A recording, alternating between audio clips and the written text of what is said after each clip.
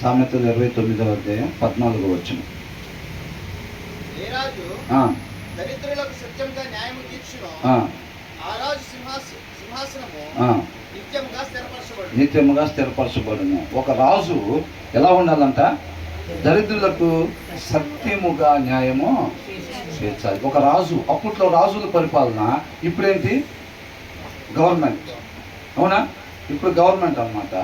ఏం చేయాలంట? ఎవరికి అక్కడ అండర్లైన్ చేశారు శుభ్రంగా, దరిద్రులకు అండగా ఉండాలి. దరిద్రులు అంటే ఎవరు?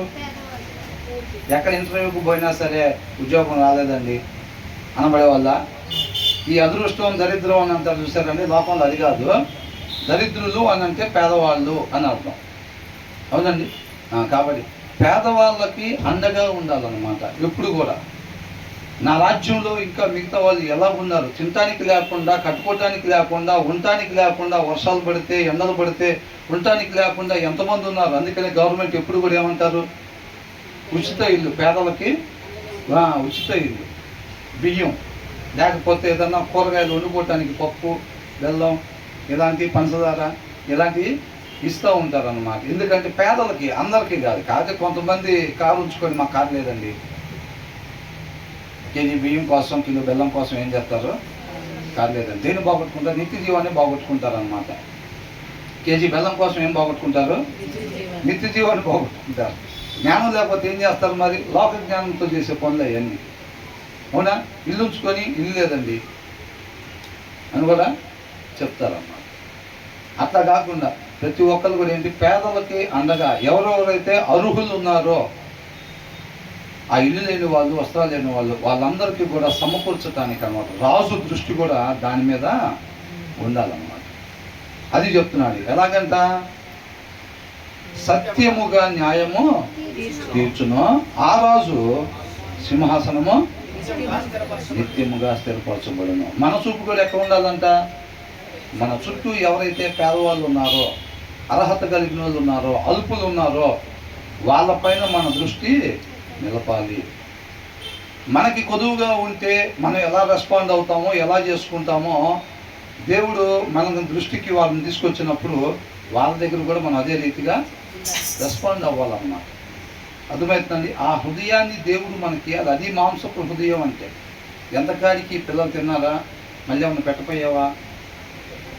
పిల్లలకు ఆల్రెడీ ఒక 20 జతలు ఉన్నాయి అనుకోండి, ఇంకో 4 జతలు తీసుకుంటే పోయిద్దా? మరి ఇంటి పక్కన వాళ్ళ పరిస్థితి, మన లైన్లో పేదవాళ్ళ సంగతి ఏంటి? వాళ్ళకి వెళ్ళి అసలు మనం పోవట్లేదా? దృష్టి, ఆలోచన పోవట్లేదా? ఒకసారి చెక్ చేసుకోవాలన్నమాట. మనకి అల్మార్కి దూరం ఉందనుకోండి, దృష్టి దాని మీద పోదు. అల్మార్క్ అంటే అల్మార్లో ఏముంటుంది? వాక్యం ఉంటుంది. మనకి వాక్యానికి దూరం ఉందనుకోండి, మన దృష్టి వాళ్ళదాకా పోదన్నమాట. దృష్టి మందకి ఇచ్చింది అన్నమాట. దృష్టి బాగుందంటే మన చుట్టూ అల్పులు ఎవరైతే ఉన్నారో, అవసరతలు ఎవరైతే ఉన్నారో వాళ్ళని మనం ఖచ్చితంగా చూసుకుంటా, మనం చేయగలిగింది ఏదైతే ఉందో వారికి తప్పక సహాయం చేసే వారంగా ఉండాలండి. యాకోబు రాసిన పత్రికలో ఏమనుంది? 2వ అధ్యాయంలో ప్రార్థన చేస్తాం. గదా మీరు అనుకుంటున్నారా? మేము ప్రతిరోజు ప్రార్థన చేస్తాం. మా కాలనీలో పేదవాళ్ళు ఎవరైతే ఉన్నారో ప్రభువా, వాళ్ళందరినీ పాదాలు చెంతవచ్చు. కేవలం ప్రార్థనేనా? క్రియలు లేని విశ్వాసం ఏంటంట? మృతమైందంట. ఆ దినానంట ఒక సహోదరికి కావచ్చు, ఒక సహోదరుడికి కావచ్చు, దిగంబరులుగా ఉండి కట్టుకోవడానికి వస్త్రాలు లేకుండా, ఆ పూటకు తినడానికి తిండి లేకుండా ఉంటే సమాధానంగా వెళ్ళండి, తృప్తి పడండి, చలి కాచుకోండి అని చెప్తే ఉపయోగం ఏముందని అంటున్నారు. అర్థమవుతుందండి? వాళ్ళు ఎలాగ తృప్తి పడతారు? ఎలాగ చలి కాచుకుంటారు? వాళ్ళు దిగంబరులు ఉన్నారంట. మన వస్త్రాలు ఏదన్నా ఇవ్వకపోతే వాళ్ళకి ఎలాగ వేడగలిగిద్ది? ఆ పూట తినడానికి లేదంట, మనం తినడానికి ఇవ్వకపోతే వాళ్ళకి ఎలాగ తృప్తి కలిగిద్ది? అవునా? కాబట్టి మేము, మా దగ్గర అయితే బీరువాలో చాలా డబ్బులు ఉన్నాయండి, అకౌంట్లో కూడా డబ్బులు ఉన్నాయి. మేము మాత్రం ప్రార్థన వడికి చేస్తాం. ప్రార్థన ఇష్టం ఏంటంట? క్రియ. మనకి డబ్బులు మన దగ్గర నుంచి తీసి, మన చేతుల కష్టం, డబ్బులు తీసి వాళ్ళకి ఇవ్వాలంటే బలం కావాలి. ఏ బలం? వాక్య బలం, ఆత్మీయ బలం కావాలి. అది దేవుని దగ్గర నుంచి వచ్చేదన్నమాట. ఊరికి అనుకుంటే అవదండి. అనుకునేది వేరు. మనకు చాలామందికి ఎదురవుతూనే ఉంటుంది. ఏమని? వాక్యం ఉన్నప్పుడు మనం కూడా అట్లా ఉండాలి, నిజంగా కొంతమంది సహాయం చేయాలి అని అనుకుంటాం. కానీ వాళ్ళు ఎదురుపడినప్పుడు రూపాయి కూడా తీయం. ఎందుకని? బలం లేదు అక్కడ. బలం సరిపోట్లా, అనుకుంటున్నాంలే కానీ చెయ్యి జోబు దగ్గరికి వెళ్ళి తీసి మన చేతుల కష్టం వాళ్ళకి ఇయ్యాలని అంటే బలం కావాలి. ఆయన గుణలక్షణం అది. ఆయనలో నాటబడితేనే కానీ ఆ గుణలక్షణం మనలోనికి రాదు, ఆ బలం మనకి రాదు. అది గొప్ప భాగ్యం అన్నమాట. అలా సహాయం చేయటం అనేది గొప్ప భాగ్యం, అవునా? కాబట్టి మనం కాంప్రమైజ్ లేకుండా, లోకంలో కొంత ఆత్మీయంగా కొంత కాకుండా ప్రత్యేకింపబడిన గుంపులాగా మన నోవాహు ఎలా కనపడ్డాడంట ఆ దినాల్లో? నీతిమంతుడుగా. అంతమందిలో అంట నోవాహు నీతిమంతుడిగా కనపడ్డాడు. మన జనరేషన్లో మనం కూడా అలా కనపడాలి. సెమీ క్రిస్టియన్స్ లాగా, సగం లోకం సగం ఆత్మీయత.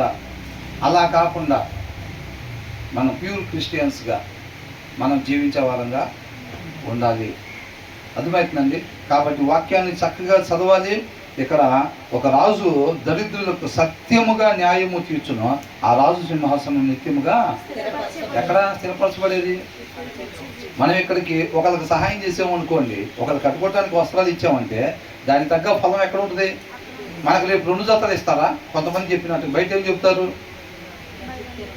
మీరు దశంభాగం తీస్తే మీకు 90% భాగం మళ్ళీ వెనక్కి దేవుడు రెట్టింపుగా ఇస్తాడు. ఇక్కడ ఇస్తారా? అట్లా ఇచ్చేటట్టయితే మిగతా కన్నా మనం దశంభాగాలు బాగానే ఇస్తారుగా. మరి మన క్రిస్టియన్స్ ఎక్కడ ఉండాలి? ఇప్పటికి టిఫిన్లు భోజనాలు అంతా ఏరోప్లేన్లోనే జరుగుతూ ఉండాలి. మనం ఎందుకు మరి నెలకు కలుసుకొని ఉన్నాం?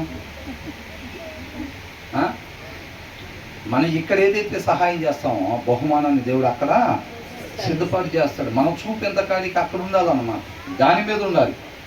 ఈ లోకంలో ఏదో చేద్దాం అనేది కాకుండా. కాబట్టి మనం ఏం చేయాలంట? ప్రతి ఒక్కళ్ళం కూడా సత్యముగా న్యాయముగా మనం ప్రవర్తించే వారం ఉండాలి. అందరూ ఆయన చేతులతో నిర్మించుకున్నారు కాబట్టి ప్రతి ఒక్కరికి కూడా అన్నీ ఉండాలి. కాబట్టి మన వల్లే మన పొరుగు వారిని ప్రేమించే వారంగా మనం ఉండాలి. అలా ఉన్నట్లయితే కనుక మనం నిత్యం ఆయనతో పాటు ఉండే వారంగా ఉంటాము అని అంటున్నారు. తర్వాత ఏంటంటే 15వ వచనంలో ఏం కలుగు చేస్తాయంట? ఏ జ్ఞానం? ఆత్మీయ జ్ఞానాన్ని కలుగు చేస్తాయి అన్నమాట, లోక జ్ఞానం కాదండి. లోక జ్ఞానం కావాలంటే వాక్యం చదువుకొని ఉంటే చాలు.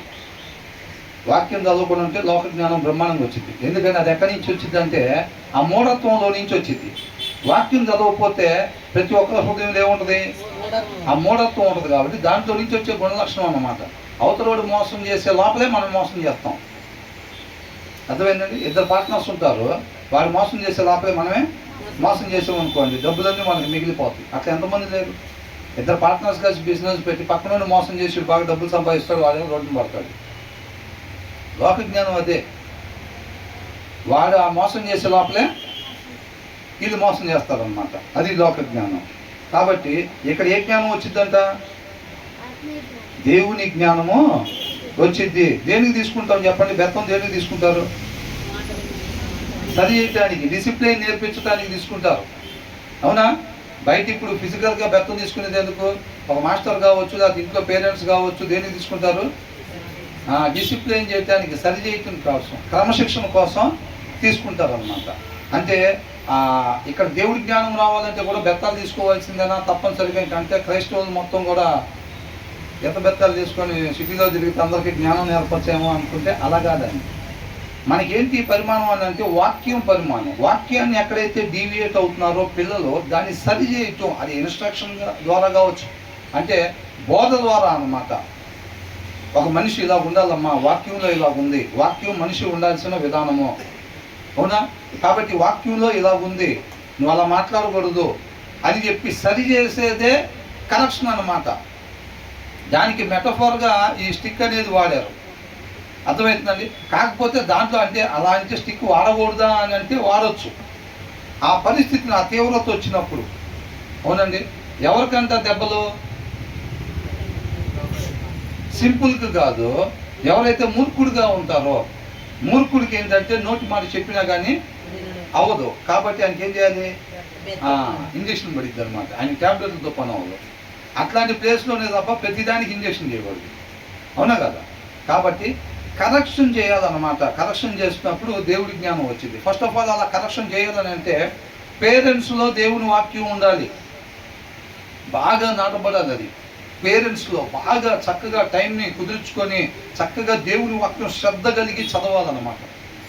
శ్రద్ధ కలిగి చదవాలి. పిల్లలు ఉన్న తల్లిదండ్రులు కావచ్చు, మిగతా వాళ్ళు కావచ్చు, ఎవరైనా సరే ఏం చేయాలి? శ్రద్ధ కలిగి దేవుని వాక్యం చదవాలి. చదువుతున్నట్లయితే కనుక మనకి ఆ వాక్యం అనేది ఫస్ట్ మనలో ఉంటుంది. ఏది స్ట్రైట్ లైన్ అనేది మనకు తెలిసింది ఫస్ట్. అప్పుడు దాన్ని బట్టి పిల్లలు ఎక్కడ దానికి డీవియేట్ అవుతున్నారు, ప్రవర్తనలో కావచ్చు, ఆలోచనలో కావచ్చు, మాటలో కావచ్చు, ఎక్కడ దానికి డీవియేట్ అవుతున్నారో, ఉండకూడని రీతికి ఎక్కడైతే ఉంటున్నారో అక్కడ మనం సరి చేయటాన్ని వాళ్ళు కూర్చోబెట్టి కౌన్సిలింగ్ ఇవ్వచ్చు, ఉపదేశం చేయవచ్చు, బోధ కావచ్చు, హెచ్చరిక కావచ్చు, గద్దింపు, ఇలాంటివన్నీ కూడా సరి చేసే దాంట్లో పద్ధతి అనమాట. అలా చేసినప్పుడు ఏమొచ్చిందంట? దేవుడి జ్ఞానం వచ్చింది అని అంటున్నాడు. బెత్తమును గద్దింపును జ్ఞానము కలుగజేయును. తన తల్లికి అవమానాన్ని తెచ్చింది. తల్లి అంత కేర్ తీసుకునేదండి అసలు పిల్లల పట్ల, అవునా? తండ్రి అంత కాడికి డబ్బులు తీసుకొచ్చే పని చూస్తూ ఉంటాడు. తల్లి ఏం చేసింది? కేర్ తీసుకుంటూ ఉండేది, అవునా? అలాగా ఈయనకు సరి చేయకపోతే ఏమైందంట? But a child left to himself. తనకు తానుగా వదిలేసామనుకోండి పిల్లోడిని, వాడే చూసుకుంటాడులే, వాడికే వచ్చులే అని చెప్పి వాళ్ళకి వదిలేసామనుకో, వాళ్ళకి ఏది అనిపిస్తే దాని ప్రకారం వాళ్ళు నడుచుకుంటారన్నమాట. అర్థమవుతుందండి? నేను చిన్నప్పుడు, నేను మా తమ్ముడు చిన్నపిల్లలప్పుడు మాకు తెలిసేది కాదు, అంటే మాకనే కదండి, ఎవరికైనా చిన్నపిల్లలప్పుడు తెలియదు కదా. చాకు ఒకటి తీసుకొని అది మొడ్డుకత్తి అనమాట. అంటే షార్ప్గా లేదు, అది కొంచెం బండగా ఉంది. బండగా ఉంటే మా తమ్ముడిని పడుకోబెట్టేసి ఆ పొట్ట దగ్గర ఎట్లా అనేసేస్తున్నా తెలియక. నాకు నత్తుంది కదండి, కొంచెం నత్తుంది. మా పేరెంట్స్ వాళ్ళు ఏదో పనిలో ఉన్నారు, మేము ఆడుకుంటూ ఉంటాం కదా ఇద్దరం. అట్లా ఆడుకుంటూ ఉంటే ఆటలో భాగంగా మనకేం తెలుసు, అట్లా చేస్తే ఇట్లా ఇద్దని తెలియదు కదా.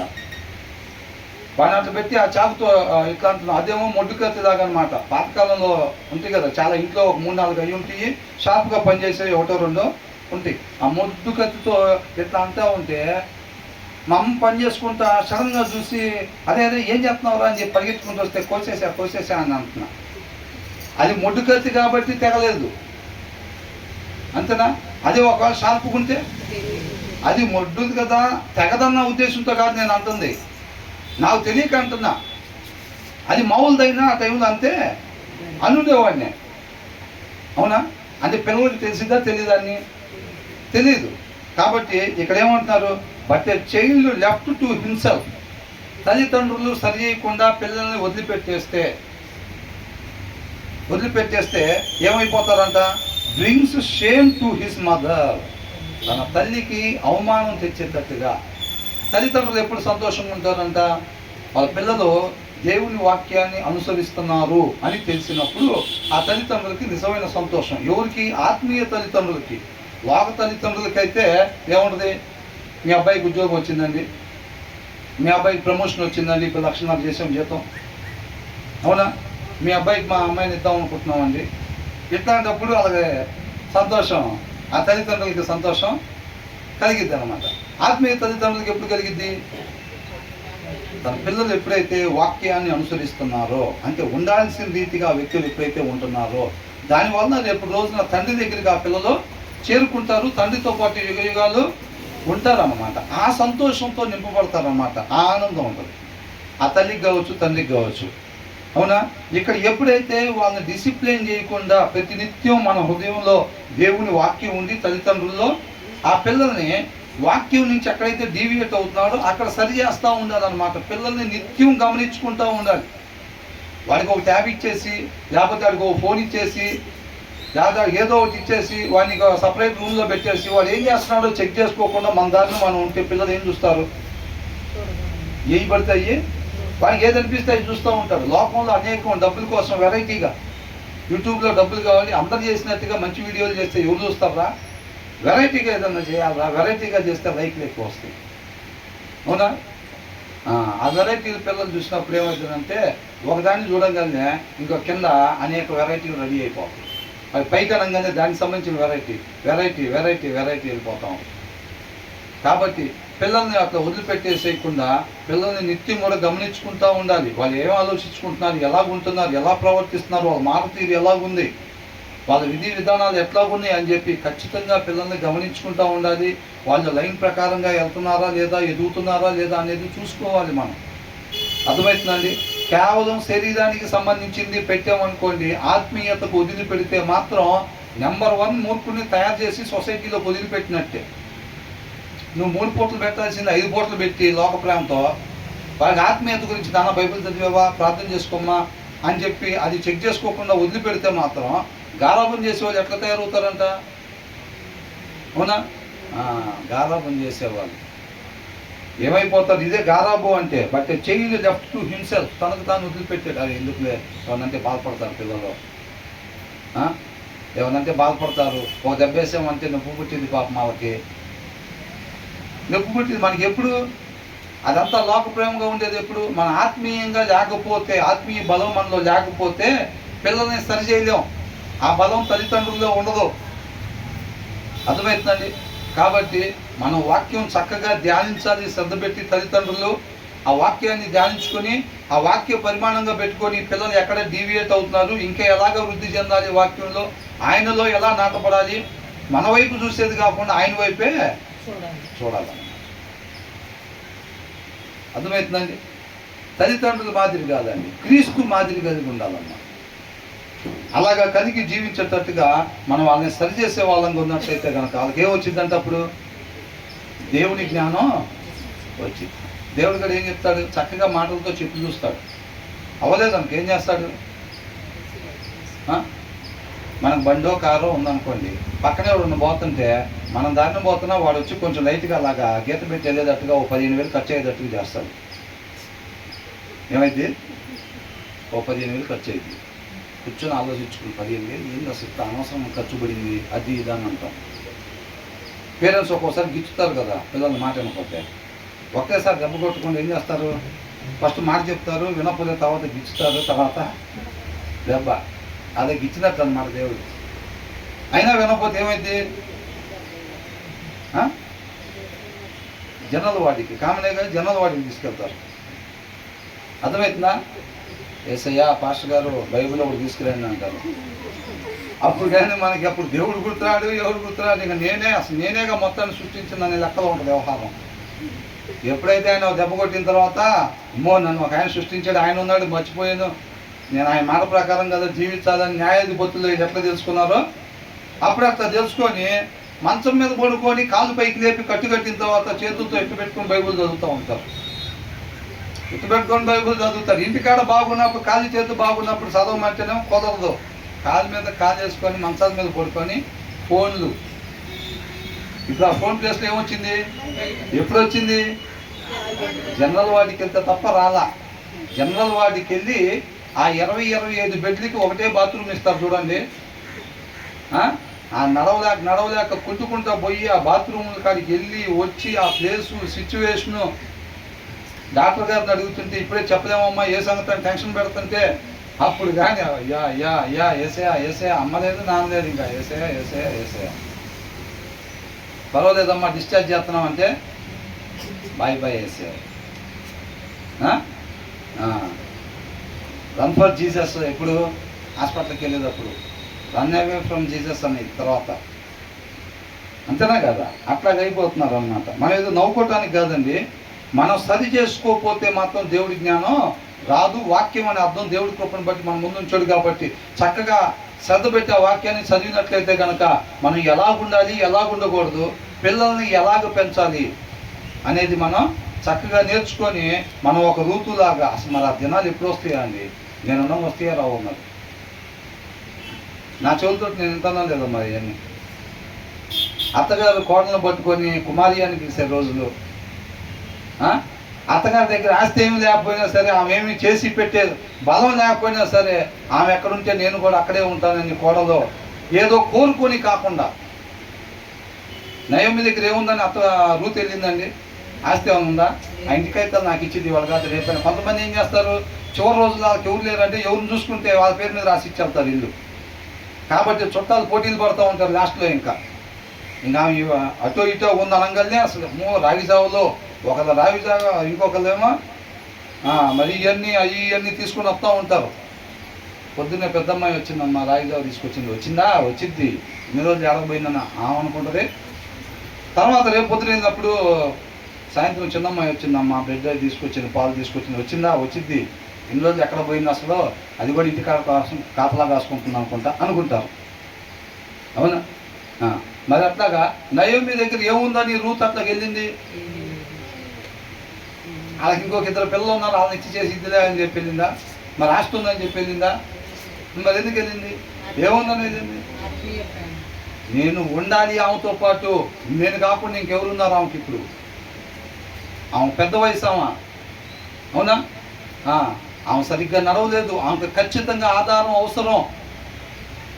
దానివల్ల నా వయసు పోయిద్ది, నా జీవితం ముగింపుకి వెళ్ళిద్ది, అక్కడే సరిపోయిద్ది, ఇంకా నేను ఆమెకు సేవ చేసుకునేసరికే అని తెలిసినా కానీ ఆమె ఏమిటి వెళ్ళింది. నీ జనమే నా జనం. వాళ్ళు ఎవరో నాకు తెలియదు. వాళ్ళు నన్ను ప్రేమిస్తారో ద్వేషిస్తారో, నన్ను కలుపుకుంటారో లేదో కూడా నీ జనం నాకు తెలీదు. వాళ్ళు నన్ను ప్రేమిస్తారో లేదో తెలియకపోయినా సరే నీ జనం దగ్గరికి నేను కూడా వస్తా. అసలు మీ ఇల్లు అక్కడ ఎంత ఉందో నాకు తెలియదు, నీకు అసలు అక్కడ ఇల్లు ఉందో లేదో తెలియదు. నువ్వు అక్కడ చెట్టు కింద ఉంటావో లేదా ఎక్కడ ఉంటావో తెలియదు. నువ్వు ఎక్కడ ఉంటే నేను కూడా అక్కడే ఉంటా. నీ దేవుడే అనేది. మరి ఈ రోజుల్లో కనపడుతున్నారు అట్లాగా, చర్చిల్లో జనం కనపడుతున్నారండి నిండుగా అయితే. అస్సలు ఇప్పుడు చర్చికి ఎంతమంది అయితే జనం వెళ్తున్నారో అంతమంది అత్తల్లో కోడళ్ళ దగ్గరే ఉండగలిగితే కనుక ఇది చాలండి, లోకం మొత్తం వెలిగించబడింది. ఇప్పుడు చర్చికి వెళ్ళే వాళ్ళ వరకు ఎవరైతే ఉన్నారో భర్త అయినా సరే వాళ్ళ భార్య తాలూకా తల్లిదండ్రుల్ని వీళ్ళ తల్లిదండ్రులను చూసుకున్నట్టుగా 1% కూడా తేడా లేకుండా ఎప్పుడైతే చూడగలుగుతాడో ఇప్పుడు చర్చికి వెళ్ళే జనం చాలు. ఇక కొత్తగా రక్షణ పొందుకొని వచ్చి వాళ్ళందరూ కూడా పనిచేసే పని లేదు. ఇప్పుడు వెళ్ళే వాళ్ళు చాలు. ఈ లోకం మొత్తం కూడా సత్యంతో నింపబట్టాలి. అర్థమవుతుంది? చక్కగా పాటలు పాడుకుంటాం, ప్రతి వారం ప్రతిరోజు మనం 10 పాటలు పాడుకుంటాం, ప్రార్థన చేసుకుంటాం. కానీ అత్తగారు మాత్రం బయటే. కొంతమంది అత్తగారు వాళ్ళు కోడలు మాత్రం ఆమె నవ్వుతే మాత్రం కుదరదు. అత్తగారికి కోడలు నవ్వుకుంటా తిరిగితే కుదరదు, ఏదో ఒకటి అనాల్సిందే. అది వయసును బట్టి కాకుండా నేనే ఇక్కడ అనేది ఉంటుంది. అంటే సరిగా అంత మించి మాట్లాడితే బాగుండదులేండి. చెప్తున్నా, మనం ఇప్పుడు సరి చేసుకోవాలా లేదా? వాక్యం కేవలం చదవటం వరకు వినటం వరకే కాదండి, మనం అనుసరించాల్సిన బాధ్యత ఉంది. ఈ అండర్లైన్ ప్లేసుల్లో మనం చాలా జాగ్రత్తగా మాదిరిని కనపరిచే వారంగా ఉండాలి. ఇప్పుడు నేను ఉన్నానండి, నాకు మ్యారేజ్ అయింది, నాకు అత్తమామలు ఉన్నారు కదా, వాళ్ళ విషయం లోకం జనరల్గా ఎక్కడ పడిపోతుంది, లోకల్ ఏ విషయంలో మనం మాదిరిగా ఎక్కువ కనపరచాల్సిన అవసరం ఉంది, ఆ ప్లేస్లో అండర్లైన్ చేసుకొని మనం ఖచ్చితంగా ఆ ప్లేస్లో మనం జాగ్రత్త కలిగి ఉండాలి. అనేక మంది క్రైస్తవులని చెప్పుకుంటా ఏ ప్లేస్లో అయితే బలహీనంగా ఉన్నారో ఆ ప్లేస్లో నేను ఖచ్చితంగా మాదిరిని కనపరచాలని చెప్పి మనం డిసైడ్ అయ్యి ఆయన పాదాల చెంత దాన్ని పెట్టేవారంగా ఉండాలన్న. ఆ మాదిరిని మార్చాలంతే. మన ముందు తరం నుంచి ఇప్పుడు కాదుగా బ్రదర్, ఎప్పటి నుంచి మా తాతల దగ్గర నుంచి జరిగేది అంతే. సూర్యకాంతం సినిమాలు వేసి వేసి వేసి వేసి వేసి సీరియల్లో కూడా ఏం చేశారు, సీరియల్ పేరే అత్తా కోడలంట. అంటే వాళ్ళు ఎన్ని ఎపిసోడ్లు నడిపితే అన్ని ఎపిసోడ్లు వాళ్ళిద్దరు కలవకుండా చూస్తారు. వాళ్ళిద్దరు కలిసేది ఎప్పుడంటే లాస్ట్ ఎపిసోడ్లోనే. 400 ఎపిసోడ్లు అయితే 399 ఎపిసోడ్లు ఏముంటుంది, ఇద్దరు గొడవే. ఆ పొలాలు పెట్టే కార్యక్రమే చూపుతూ ఉంటారు. ఇదేని వంట గింత మొత్తం అయిపోయింది, కొద్దిసేపు రిలాక్స్ అయిద్దామని పెడతారు. టీవీ పెట్టగానే ఏమైంది, ఈ కంటితో దేన్ని చూస్తున్నావో నీకే తెలియకుండా అది నీ హృదయంలోనికి ప్రవేశించి ప్రభావితం చేసిద్ది. అర్థమవుతుందండి? ఖచ్చితంగా నీ కంటితో దేన్ని చూస్తున్నావు. అందుకనే చెప్పుడు మాటలు వినొద్దు అంటారు. ఇప్పుడు ఎవరైతే హృదయంలో వాక్యం లేనోళ్ళు వాళ్ళ దగ్గర నువ్వు ఉండబాక అని ఎందుకు అంటున్నారంటే, వాడు మూర్ఖత్వంలో నుంచి వచ్చే మాట మాట్లాడతాడు. వాడి నోట్లో నుంచి వచ్చే ప్రతి మాట జనాన్ని దేవుడికి దూరం చేసే మాటే ఇది. అది నీకు తెలియపోవచ్చు. కానీ కాబట్టి నువ్వు అక్కడ ఉన్నప్పుడు ఏమవుతుందంటే నేను వింటాను, దాన్ని ఏం అనుసరిస్తాను, కానీ నేను ప్రపంచ మేధావిని ఏంటంట వింటానంటే నేను దాన్ని అనుసరించను అని అనుకుంటాం. కానీ నువ్వు విన్న మాట నీ లోపలికి వెళ్ళి ఏమైందంటే విన్న మాట అది లోపలికి వెళ్ళి ఖచ్చితంగా అది చేయాల్సిన పని చేసిద్ది. అది చేయాల్సిన పని చేసిద్ది. నువ్వేదైతే చూస్తాను జస్ట్ సీరియల్ చూస్తానండి అంతే, దాన్ని తీసుకొని లోపలికి నీ వల్ల నా వల్ల అయ్యే పని కదా ఆపటం. అర్థమైందండి? కాబట్టి వలలో కాదు అట్లా పెడతానండి, నేనేం ఇరుక్కోను అని నువ్వేం ప్రత్యేకంగా ఇరుక్కోవాల్సిన అవసరం లేదు. అక్కడ అనుకోవాల్సిన అవసరం ఏం లేదు. నువ్వు కాలు పెట్టినప్పుడు ఆటోమేటిక్ ఇరుక్కుంటావు. ఇరుక్కుందామని వెళ్తున్నామని ఏం చెప్పవసరం లేదు. అవునా కదా? కాబట్టి నువ్వు ఎప్పుడైతే అది చూస్తావో ఆటోమేటిక్గా అది మీ లోపలికి ప్రవేశించింది, అది ప్రభావితం చేసిద్ది అన్నమాట. దానివల్ల ఆ జీవితాలు బాగొట్టుకునే వాళ్ళు, కుటుంబాలు బాగొట్టుకునే వాళ్ళు ఎంతోమంది ఉంటారు. అర్థమవుతుందండి? ఎంటర్టైన్మెంట్ పేరుతో కొంతమంది డబ్బులు వసూలు చేసుకోవటం, మనం కూడా ఎంటర్టైన్మెంట్ కొన్ని సినిమాలు చూసి సీరియల్ అందుకనే చూడొద్దు అంటారు సినిమాలు. అవి మన జీవితం మీద ప్రభావితం చూపుతాయి కాబట్టి మన సినిమాలని ఇవి చూడొద్దు అని అంటారు అన్నమాట. మనం ఈ లోకానికి వెలుగుగా ఉప్పుగా ఉండాల్సిన వాళ్ళం కాబట్టి మనం చక్కగా చూడాల్సిన వాటిని మాత్రమే మనం చూడాలి, శ్రద్ధ నిలపాల్సిన వాటి మీదే నిలిపేవారంగా ఉండాలన్నమాట. కాబట్టి మనం చక్కగా ఈ జనరేషన్ నుంచి మన మాదిరిని కనపరిచే వాళ్ళగా, ఒక నయోమికి రూతుకి ఎట్లా ఉంది, ఒక బోయాజు అసలు ఎలాగ ఉన్నాడు. ఆల్రెడీ రూతుకి వివాహం అయిందా లేదా? వివాహం అయింది. వివాహం అయినా సరే బోయాజు వివాహం చేసుకున్నాడా లేదా? అంటే పాస్టర్ గారు అట్లా చెప్పారండి, పెళ్ళైన వాళ్ళని పెళ్లి చేసుకోమని చెబుతున్నారు. అట్లాగా చెబుతుంది? అట్లా కాదండి, ఆయన హృదయం కలిగి జీవించాలి. అర్థమవుతుందండి? హోషే ఏం చేశాడు? వ్యభిచారం చేసామని వివాహం చేసుకున్నాడు. ఏసీ ఏం చేశాడు? వ్యభిచారం చేసామని ఏమని పిలిచాడు? తల్లి అని పిలిచాడు. మరి ఆయన ఆలోచనలో అసలు ఎంత పవిత్రత ఉందో చూడండి. అర్థమవుతుందండి? కాబట్టి మనం కూడా ఆయన హృదయం వల్లే మన హృదయం మార్చబడేటట్టుగా ఉండాలన్నమాట. కాబట్టి వాక్యాన్ని చక్కగా శ్రద్ధపెట్టి చదవాలి. పిల్లలకి అయితే మాత్రం ఖచ్చితంగా బోధ చేయాలి. దేవుడి కృపను బట్టి దేవుడు కూడా మనకి ఏం చేస్తున్నాడు? ఇప్పుడు మనం అందరం ఆయన పిల్లలమే కాదా, ఆయన చేతులతో నిర్మించుకున్నాడు. కాబట్టి చక్కగా మనకు కూడా ఏం చేస్తున్నాడు? ఆ బోధని, మనిషి ఉండాల్సిన రీతిని, ఆ మాదిరిని దేవుడు తెలియపరుస్తూ ఉన్నాడు అన్నమాట. ఇలా ఉండాలి, ఇలా ఉండకూడదు, ఇలా ఉండాలని చెప్పి మనం కూడా సరి చేస్తూ ఉన్నాడు. ఆయన జ్ఞానాన్ని నేర్చుకుంటూ ఉన్నాం ఇక్కడ మనం. అవునా కాదండి? పిల్లలకి ఎలాగైతే మనం నేర్పుకుంటూ ఉంటామో ఆయన కూడా ఏం చేస్తున్నాడు?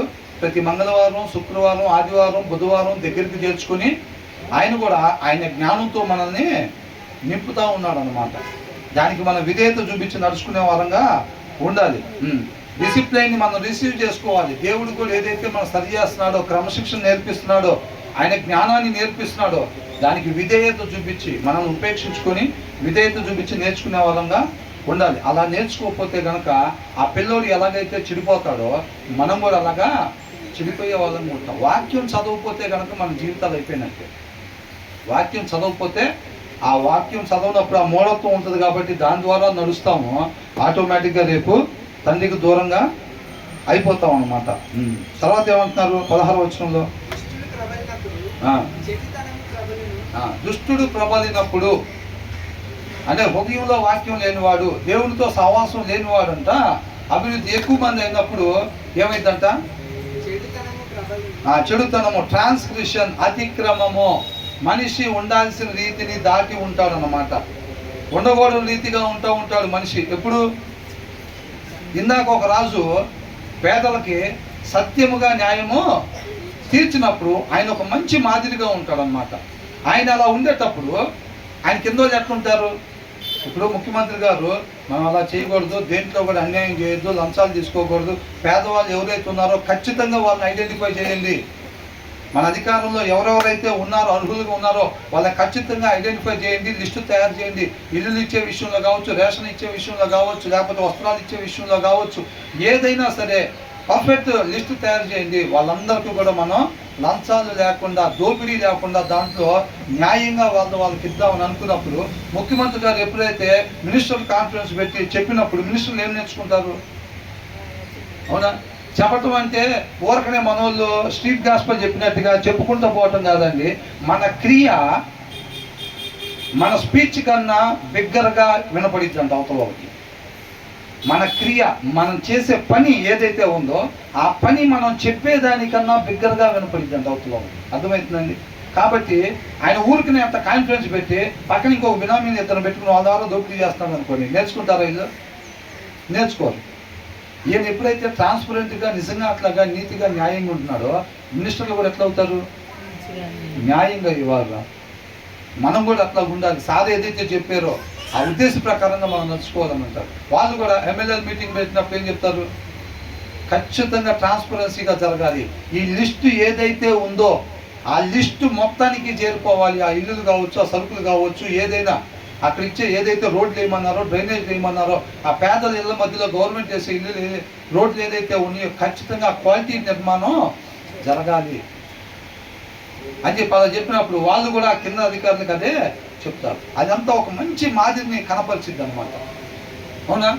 ఇక్కడ ఏంటంట, దుర్మార్గుడు ఎప్పుడైతే నాయకుడిగా ఉంటాడో అక్కడ ఏమైందంట, వాళ్ళు సెంట్రల్ గవర్నమెంట్ నుంచి ఫండ్ వచ్చింది కదా, సెంట్రల్ గవర్నమెంట్ నుంచి ఒక 500 కోట్లు డబ్బులు రాగానే ముఖ్యమంత్రి వాటా 150 కోట్లు. ఏంటంట, ఇక ముఖ్యమంత్రి వాటా ఇప్పుడు సెంట్రల్ గవర్నమెంట్ రిలీజ్ చేసిందంటే ఖచ్చితమైన లెక్కలు వాళ్ళకి ఎప్పుడైతే సమర్పించినప్పుడు ప్రతి ఇంటికి ఎంత అవసరమో అంత సెంట్రల్ గవర్నమెంట్ రిలీజ్ చేస్తారు.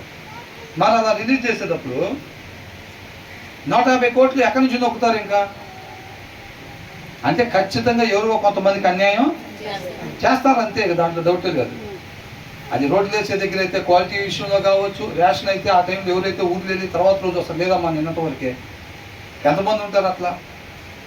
కార్డులో అక్షరాలు తప్పుండి కొద్దిగా అట్లుండి ఎట్లుండి ఏదైనా కుదరదమ్మా, ఇది సరి చేసుకున్నా నెక్స్ట్ మంత్ నుంచి ఇస్తారు మీకు అంటారు. అది సరి చేసుకొచ్చేందుకు 3 నెలలు పట్టింది. ఆ 3 నెలల్లో స్వాహ. అవునా? ఆయన వాటా 150 కోట్లు అన్నప్పుడు ఒరే ఆయన 150 తీసుకున్నారు సారు, మనం కనీసం 30 అన్న తీసుకోకపోతే ఎట్లా అనుకుంటారు? మినిస్టర్ గారు ఒక 30, ఎమ్మెల్యే దగ్గరికి వచ్చేసరికి 10 కోట్లు. ఇక కిందకి వెళ్ళేసరికి ఆయన కింద ఉండే జడ్పీటీసీ ఎవరైతే జిల్లా మీద ఉంటాడో ఆయన కనీసం ఒక 2 కోట్లు తీసుకుంటాడు. ఆ మిగతా లోకల్ వాళ్ళు. అవునా? కాబట్టి ఈయన ఒక 30 లక్షలు, ఆయన ఒక 30,000, ఈ లోకల్ గల్లీలో ఊడుస్తారు చూసారు వేసిన తర్వాత ఆయన ఒక 3,000 మొత్తం సెట్ చేసుకొని నాశరకంగా శుభ్రంగా 3 సంవత్సరాలు ఉండాల్సింది 3 నెలల్లో రోడ్డు మీద గుంటలు పడేటట్టుగా ఏర్పాటు చేస్తారు. అవునా? అలా చేసినప్పుడు ఏమైంది? ఆ పైన ఆయన అట్లా చేయటం, పైన అంటే దేవుడు కాదండి, ఆ పైన ఉండే రాజుగా ఉండే ఆయన 150 కోట్లు తీసుకున్నారు. సెంట్రల్ గవర్నమెంట్ నుంచి వచ్చినప్పుడు ఈ స్టేట్ గవర్నమెంట్ లీడర్గా ఉండే అతను ఎప్పుడైతే అక్కడ అన్యాయంగా ఉంటాడో, అధర్మంగా ఉంటాడో, దాన్ని బట్టి కింద వాళ్ళు ఏం చేస్తారు? వాళ్ళు కూడా అంతే అవుతారు. వాళ్ళు కూడా అంతే అవుతారు. అప్పుడు ఏమైపోతుంది? దుర్మార్గులు ఎప్పుడైతే ఇంక్రీజ్ అవుతారో అతిక్రమం కూడా పెరిగిపోతూ ఉండిద్ది అన్నమాట. అర్థమవుతుందండి? ఈ రోజుల్లో ఎవడురా అని అంటారు, ఒరే నాకన్నా ముందు చేరావా లేదా? 3 స్టేజ్లు డాబా కట్టా, 2 సంవత్సరాలు అవుతుంది నేను చేరి ఉద్యోగంలో. మనం గట్టిగా అయితే ఇంకో 15 ఏళ్ళు ఉంటాం, లేదా ఒక 20 ఏళ్ళు ఉంటాం. ఈ 20 ఏళ్ళలోనే లాక్కోవాలి ఏదైనా. నిమ్మకాయ రసం పిండినట్టుగా జనాన్ని పిండుకోవాలంట. అవసరం అని ఎవడైతే వస్తాడో వాడి కాడ అన్ని కాగితాలు ఉంటాయి, అయినా మనం చేయకూడదు. చేయకుండా వాడు ఎప్పుడైతే అర్థం చేసుకొని ఒరే అట్లా కాదు సార్, కొద్ది సార్ పని అవ్వట్లేదు సార్, 3 వారాలు నేను తిరుగుతున్నానంటే 30 వారాలు తిరిగిన అట్లా అవ్వదండి. ఒక మాట చెప్తారు, 2 పక్కన తీసుకునేది కవర్లో, అది కవర్లో తాంబూలాలు పెట్టిస్తే పని అయిపోయిందండి, ఇక మీరు రావాల్సిన పని కూడా లేదు అంటారు. సార్ దగ్గరికి కూడా లేదు, మీరు అట్లా కవర్లో తాంబూలం పెట్టి నాకు ఇచ్చారంటే సాయంత్రానికి వచ్చి పట్టుకెళ్ళండి మీకు అవుతుంది అంటారు. 3 వారాలు తిరిగారంట, అవ్వలేదంట. మరి ఎట్లయింది పని? అది అర్థమవుతుందా? ఆ ప్లేస్లో మనం ఉండాలి. ఎలాగా? క్రీస్తుని పోలి. అర్థమైందా?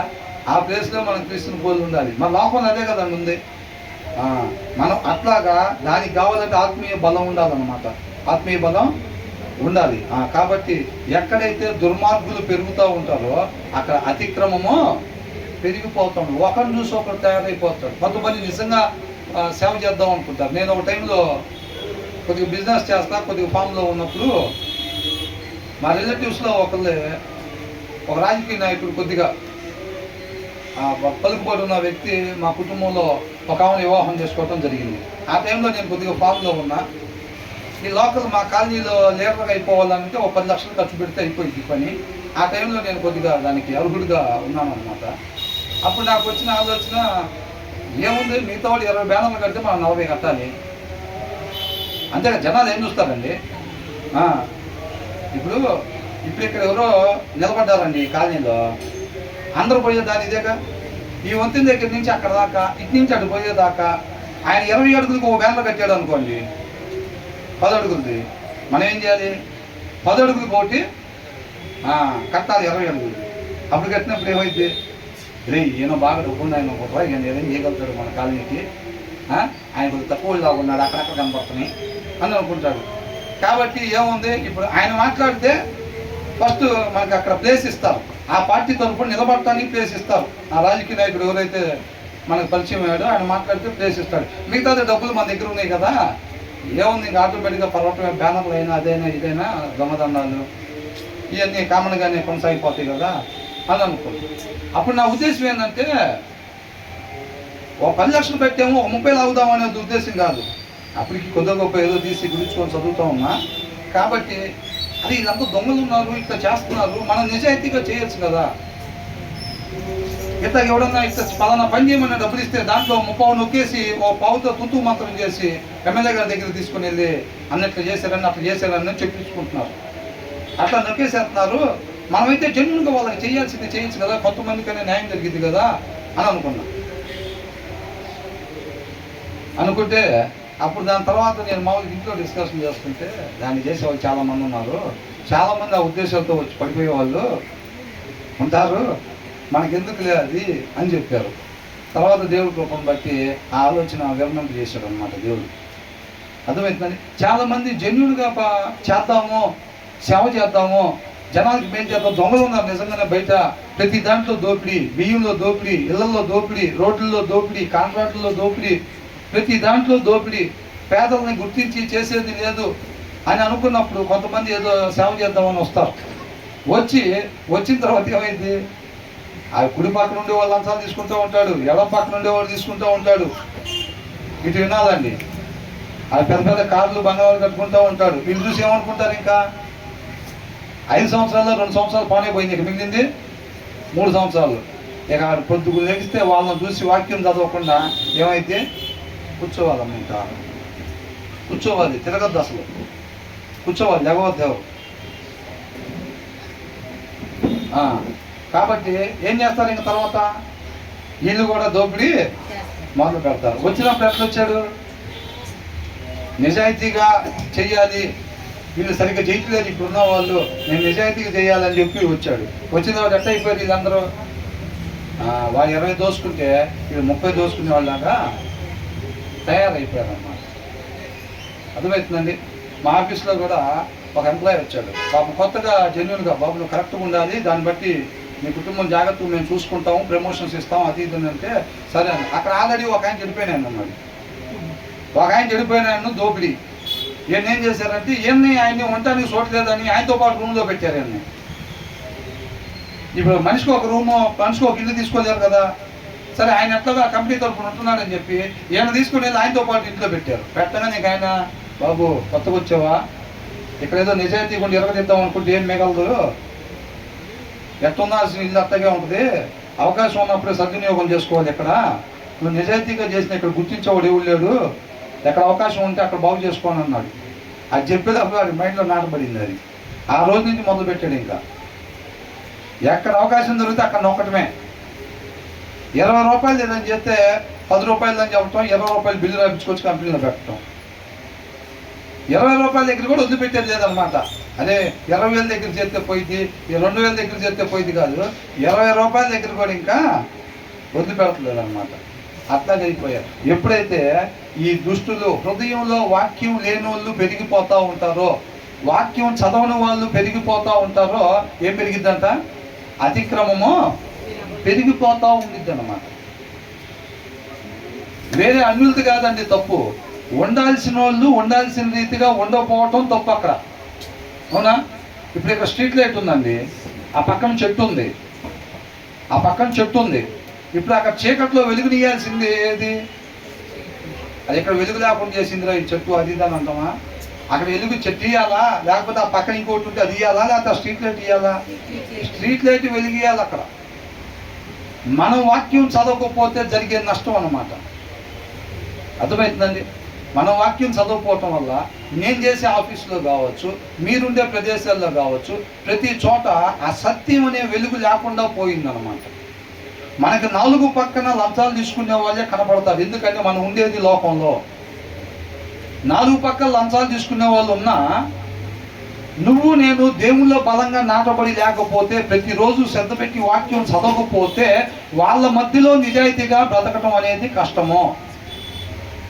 వాళ్ళు రకరకాల చూపులు చూస్తూ ఉంటారు.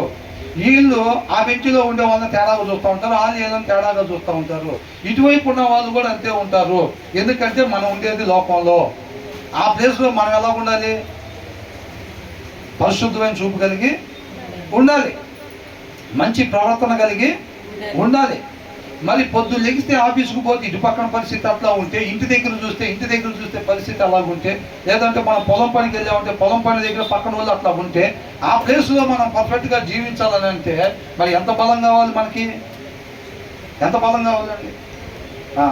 దాని ఆ వాక్యంలో మనం నాటబడి లేకపోతే, ప్రతిరోజు శ్రద్ధ పెట్టి వాక్యం చదవకపోతే జరిగే నష్టం, నువ్వు రెండో రోజు పడిపోతావు కానీ నాలుగో రోజు ఖచ్చితంగా పడిపోతావు. రెండో రోజు పడిపోయినా నాలుగో రోజు పడిపోతాం. ఏ రోజైతే, అది ఎప్పుడు స్టార్ట్ అయింది అనుకుంటున్నారు? ఏ రోజైతే మనం వాక్యం శ్రద్ధ పెట్టి చదవటం ఆపేసామో ఆ రోజే స్టార్ట్ అయింది విత్తనం అక్కడ. ఆ రోజే నువ్వు నేను బలహీనపడటం మొదలైపోయింది అనమాట. కాకపోతే దాని రిజల్ట్ బయటికి తెలిసేసరికి టైం పట్టింది. ఇప్పుడు విత్తనం వేస్తాం, ఎమ్మడే మొలక కనపడిద్దా? కనపడదుగా. నువ్వు నేను శ్రద్ధ పెట్టి వాక్యం చదవటం ఎప్పుడైతే ఆపేస్తామో అప్పుడే విత్తనం పడినట్టే. దాని రిజల్ట్ తెలిసేసరికి టైం పట్టింది. అర్థమవుతుందండి? కాబట్టి ప్రతి దినము కూడా శ్రద్ధ పెట్టి వాక్యం చదవండి. హృదయంలో దేవుని వాక్యం లేకపోతే కనుక మనం మూర్ఖుల వల్లే ఉంటాము. అది కేవలం మనకు మాత్రమే నష్టం కాదు, మన ద్వారా సొసైటీకి ఎంతో నష్టం. మనం వెలుగుని ప్రకాశింపజేయాల్సిన మనం ఏం చేస్తాం? చీకటిని ప్రకాశింపజేస్తాం. అర్థమవుతుందండి? మన జీవితం ద్వారా మన సువార్తను ప్రకటించే వారంగా ఉండాలి. మనం అన్యులకి పలానా అధ్యాయం పలానా వచ్చిన ఎట్లా ఉన్నట్టు వాళ్ళు వింటారా? ఎవడు మా బైబుల్ చదవనంటే వింటారా? నువ్వు చెప్పడానికి వాళ్ళు వినడానికి ఇష్టపడరు. అట్లాగా నీ క్రియల ద్వారా సువార్త చెప్పాలి నువ్వు వాళ్ళకి ఆ ప్లేస్లో. మిగతా వాళ్ళకి ఏదో గబక్కన అవసరం పడింది ఆఫీస్లో, నీకు అవసరం పడితే నువ్వు ఎలాగా ఇంటెన్షన్ ఫీల్ అవుతావో, వాళ్ళకి అవసరం పడినప్పుడు కూడా నువ్వు అలాగ ఎప్పుడైతే ప్రవర్తించగలుగుతావో నువ్వు వాళ్ళకి సువార్త చెప్పినట్టే. ఆ పక్కనోడు ఏమనుకుంటాడు? వాళ్ళు లోకస్తుడు కాబట్టి నాకు కాదుగా జరిగింది, మనం ఎందుకు అంత సేపు కంగారు పడేది అని అనుకుంటాడు. అవునా? కాకపోతే మనం దేవుళ్ళో నాటబడి ఉంటే కనుక ఖచ్చితంగా మన వల్లే మన పొరుగుని ప్రేమించాలి. కాబట్టి ఆయన పలానా దానిలో ఇబ్బంది పడుతున్నాడు, మనం చేయగలిగిన సహాయం మనం చెయ్యాలన్నమాట. అలాగ మనం సువార్తని క్రియల ద్వారా ప్రకటించే వారంగా ఉండాలి. వాళ్ళు అర్థం చేసుకుంటారు. అది అర్థమవుతుందండి? అన్యులకు సువార్త ఆ రీతిగా మనం ప్రకటించాలి. కాబట్టి తర్వాత ఏమంటున్నారు ఇంకా దాంట్లో? దుష్టులు ప్రబలినప్పుడు అంతా చెడుతనం ప్రబలను. నీతిమంతులు అంటే ఎవరు? అలాంటి వాళ్ళ మధ్యలో దేవుళ్ళో నాటబడి నిత్యము దేవుణ్ణి కలిగి ఆ దప్పిగా ఉన్న తత్వం, నేను మంచిగా ఒక మనిషి ఉండాల్సిన రీతిగా మాత్రమే నేను ఉండాలి అనే ఆ భయము వణుకు కలిగి ఎవరైతే నిత్యము ప్రతిదినం ఉదయకాలంలో ఆయన మన లేపగానే, ప్రభువా నీ కృపను బట్టి ఇవాళ నన్ను సజీవుడిగా లేపావు, నీ పాదాల చేత ఉంచుతున్నాను ఆయన ఈ దినాన్ని, నీ హృదయాలోచన దేనికై ఉందో, ఎందుకోసం ఈ దినాన్ని నాకు ఇచ్చావో దాని కొరకు మాత్రమే నేను దీన్ని ఉపయోగించే కృపను దయచేయమని చెప్పి ప్రార్థన చేసుకుని చేసిన ఆ నోటి పెదాల మీద వచ్చిన మాట కాదని అంతరంగులో ఆ వణుకు చూస్తాడు దేవుడు. అంతరంగులో నేను ఉండాల్సిన రీతిగా మాత్రమే నేను ఉండాలి అని ఆ భయము వణుకు చూస్తాడు దేవుడు. ఆ వణుకు చూసినప్పుడు ఆయన మనతో పాటు ఉంటాడు, మనం విడిచిపెట్టి ఉండడో. ఆశపడే ప్రాణాన్ని దేవుడు తృప్తిపరుస్తాడు. ఆశ లేకపోతే అంతే సంగతి. ఇంకా అర్థమైందండి? కొట్టుకుపోవటమే అంతే, నేలలో పడి లోకంలో పడి కొట్టుకుపోవటమే. ఇంకా కొట్టుకుపోవటం ఏముంది? ఎవరైనా కొట్టుకుపోతారండి. నిలబడి జీవించటమే.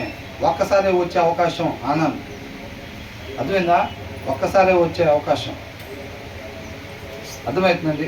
దీంట్లో వేరేలాగా అనుకోబాకండి. ఎవరికన్నా నిద్ర వస్తే ఏం చేస్తారంటే వెళ్ళి ఒకసారి అక్కడ నుంచోండి, వెనక బాగా ముందు మీద పడితే అందరూ మీకు వెళ్ళి చూస్తూ ఉంటారు.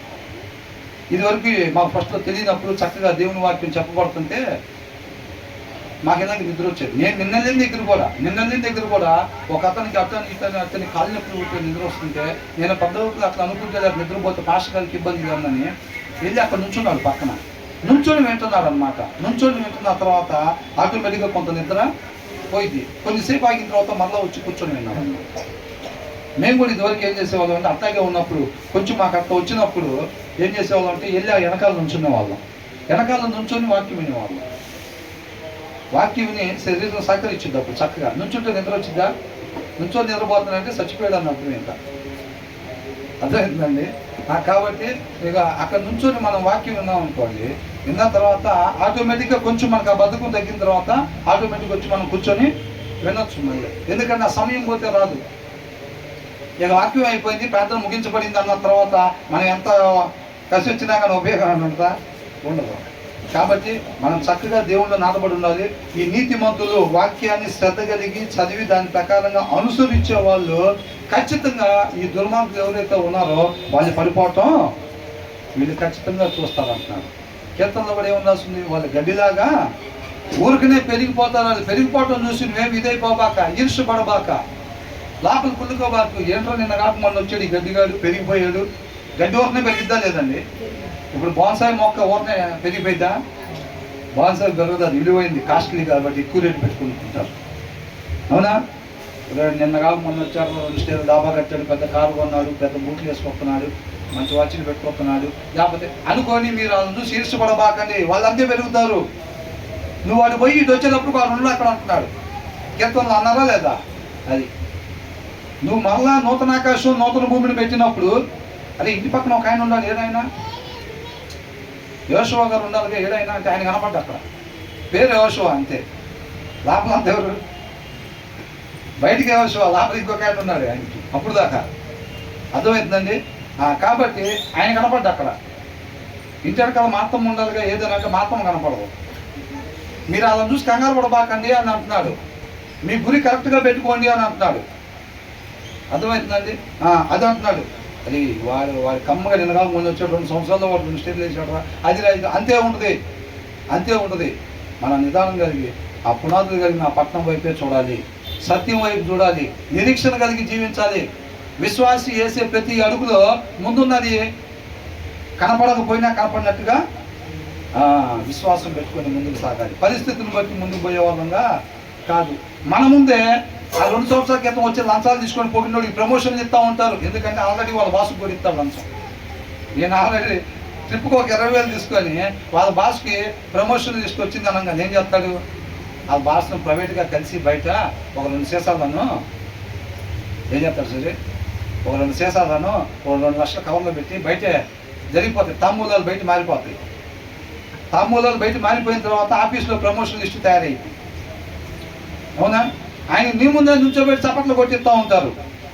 ఒరేవాడు టేబుల్ కింద చేపెట్టి లంచాలు తీసుకుంటూ ఉంటాడు, ఇది చేస్తాడు. ఆడికి ప్రమోషన్ ఇచ్చారు, ఇంద్ర నాకని వెనకాల వచ్చాడు, అదంతా చూస్తూనే ఉంటాం. అంటే వాళ్ళు ఎలా పడిపోతున్నారో కూడా కనపడుతుందా లేదా మనకి? వాళ్ళు ఆత్మీయంగా వాళ్ళు వాక్యం చదవక, వాళ్ళ హృదయంలో వాక్యం లేక ఎలా దిగజారిపోతున్నారు ఆత్మీయంగా, ఎలాగ ఆత్మీయత కాకుండా పడిపోతున్నారో వీళ్ళకి కనులారా కనపడుతూనే ఉండిద్ది అనమాట. ఒక సోమరి చేను నేను దాటిరాగా నేను దాన్ని చూసి నేర్చుకున్నాను అంటున్నాడు. ఆ సోమరి వాడి చేను దాటి వచ్చిన తర్వాత ఆ చేను ఎలా ఉందంట? మొత్తం ముళ్ళ తిప్పలతో ఉందంట. దానికి ఒక ఫెన్సింగ్ లేదంట. ఎందుకు? సోమరి ఆ చెట్లు పీక్కోడు. ఆ చెట్లు పీక్కోకపోతే నీళ్ళు పెట్టిన బలం మొత్తం ఆ పిచ్చెట్లకేగా లాక్కునేది. అవునా? ఎరువేసినా కానీ ఆ పిచ్చెట్లు లాక్కుంటాయి. ఈ మిగతాది మొత్తం ఈ సోమరుడు ఏంటంటే ఆ చెట్లు పీక్కోడు, శ్రద్ధ పెట్టి బైబిల్ తీసి చదవడం ఇంటి దగ్గర. అర్థమవుతుందండి. బైబుల్ తీసి శ్రద్ధ పెట్టి ఒక గంట సేపు కూర్చొని చదవడు, మోకాలు చేసి ఒక గంట సేపు ప్రార్థన చేయడు తల్లి లేదా తండ్రి. పిల్లలు అట్లా అయిపోవాలి. బిల్లీకి రామ్ గారి కన్నా అయితే ఒక అడిగి ఎక్కువే ఉండాలి తప్ప పిల్లలు తక్కువ మాత్రం ఉండటానికి వీళ్ళు మాత్రం బైబిల్ తీరు. పిల్లలు ఎదిగిపోతూనే ఉంటారు, ఇది మాత్రం బైబిల్ తీరు. వీళ్ళు మాత్రం మోకాలు చేసి ప్రార్థన చేయరు. వాళ్ళ కళ్ళ ముందే కుళ్ళుకుంటూ ఉంటారు, వాళ్ళ కళ్ళ ముందే వేరే వాళ్ళ గురించి మాట్లాడుకుంటూ ఉంటారు. పిల్లలు ఎట్లా ఉండాలి? చేసి ప్రార్థన చేస్తే కుంటోలు చేసి నడవాలి. అది ఎట్లా వీళ్ళు ఎట్లా మన వాళ్ళని దగ్గరికి రానికూడదు, అది ఎట్లా చేశారని చెప్పి తల్లిదండ్రులు కూర్చొని పిల్లల ముందే మాట్లాడుకుంటూ ఉంటారు. అని పిల్లలు లేనప్పుడు మాట్లాడుకుంటే పర్వాలేదని కాదండి, అట్లాంటి స్వభావం కలిగి ఉండకూడదని చెప్తుంది వాక్యం. అవునా? మాట్లాడుకొని పిల్లలు చెయ్యితే ప్రార్థన చేస్తే కుంటోలు తీసి నడవాలి, గుడ్డోళ్ళకి కళ్ళు వచ్చి చూడాలి అని చెప్పి ఆశపడతా ఉంటాం అన్నమాట. అర్థమవుతుందండి? అలా కాదు. కాబట్టి హృదయంలో వాక్యం లేకపోతే, శ్రద్ధ కలిగి వాక్యం కానీ చదవకపోతే మాత్రం వీళ్ళు ఆత్మీయంగా పడిపోతారు. ఎలా పడిపోతున్నారో చక్కగా నీతిమంతులు కన్నులారా చూసి ఆ చేను దాటిన తర్వాత అంతా నేను ఎలా ఉండకూడదో నేను నేర్చుకున్నానని అంటున్నాడు. వివేకాన్ని తెచ్చుకున్నాను అంటున్నాడు. ఎప్పుడైతే అవతలోడు చదవక వాడి జీవితం, బైబిల్ చదవక వాడి జీవితం ఎట్లాగా దిగజారిపోతుంది, ఆత్మీయతలో ఎలా పడిపోతున్నారు, వాళ్ళు వృద్ధి చెందకుండా ఎలా ఉంటున్నారు, దేవుడు ఇచ్చిన తలాంతులు ఎట్లాగా అలాగే ఉండిపోతున్నాయి, భూమిలో దాచిన తలాంతులాగా ఎలాగైతే ఉండిపోతున్నాయో అట్లాగే మనం చూస్తూ ఉండేటప్పుడు ఏం చేయాలంట, అలా ఎవరైతే కొంతమంది ఉంటున్నారో వాళ్ళని చూస్తుంటే నాలో పౌరుషం పొందుకొని వస్తుంది అంటున్నారు కీర్తనకారుడు. మనం చదువుకున్నాంగా, వాళ్ళందరూ ఉండాల్సిన రీతి ఉండలేదు, నాకు పౌరుషం వచ్చి నేను ఉండాల్సిన రీతిగా ఖచ్చితంగా నేను ఉండాలని చెప్పి అనుకుంటున్నాను. అర్థమవుతుందండి? కాబట్టి అలాగ ఉండాలన్నమాట. అంటే ఇక్కడ ఇద్దరు వ్యక్తులు మళ్ళీ ఎవరంతా దుష్టులు ప్రబలినప్పుడు ఒకళ్ళు దుష్టులు, ఇంకొకళ్ళు నీతిమంతులు. మనం ఎలా ఉండాలంట? నీతిమంతులు శ్రద్ధ కలిగి వాక్యం చదువుతారు, దాన్ని అనుసరిస్తారు అన్నమాట. అర్థమవుతుందండి? దుష్టుడు ఏం చేస్తాడు? వాక్యము చదవడు, తనకుండే లోక జ్ఞానాన్ని బట్టి తన జీవితాన్ని నడుపుతూ ఉంటాడు.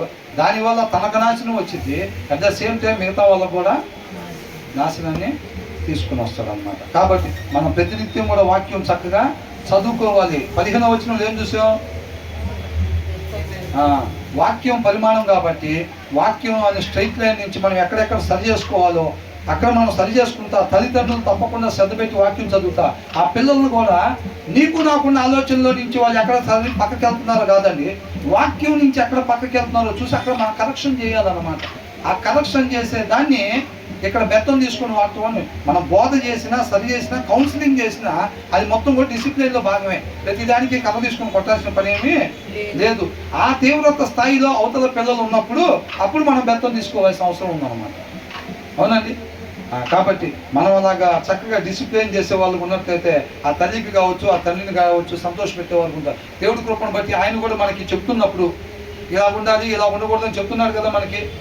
అలా ఉన్నప్పుడు మనం ఎప్పుడైతే విధేయత చూపిస్తామో ఆ జ్ఞానాన్ని నేర్చుకుని మనం సృష్టికర్తను సంతోష పెట్టేవారంగా ఉంటాం. అంతే తప్ప ఇది కేవలం వినటానికే అని అనుకుంటే మాత్రం ఆయన్ని అవమానపరిచే వారంగా ఉంటాము. 16వ వచనంలో ఏంటంట, దుష్టులు ఎక్కువగా ఉన్నప్పుడు ఏమైందంట, అతిక్రమము పెరిగిపోతూ ఉండిద్ది అనమాట. మనం ఉండాల్సిన వాళ్ళం, మనం ఈ లోకానికి వెలుగు ఉప్పుగా ఉండాల్సింది.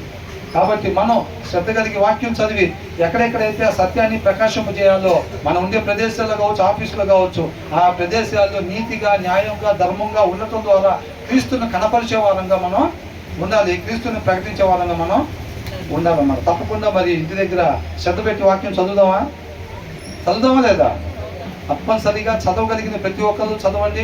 చదవలేని వాళ్ళు ఎవరైతే ఉన్నారో బ్రదర్ చెప్పినట్టుగా యాప్స్ వాళ్ళందరికీ ఫోన్లు ఉన్నాయి కదండి, ఆ ఫోన్ల ద్వారా చక్కగా మెసేజ్ని పెట్టుకొని విని మనం అందరం కూడా ఆత్మీయంగా బలపడాలని కోరుకుంటాము. దేవుడికి మహిమ కలుగును.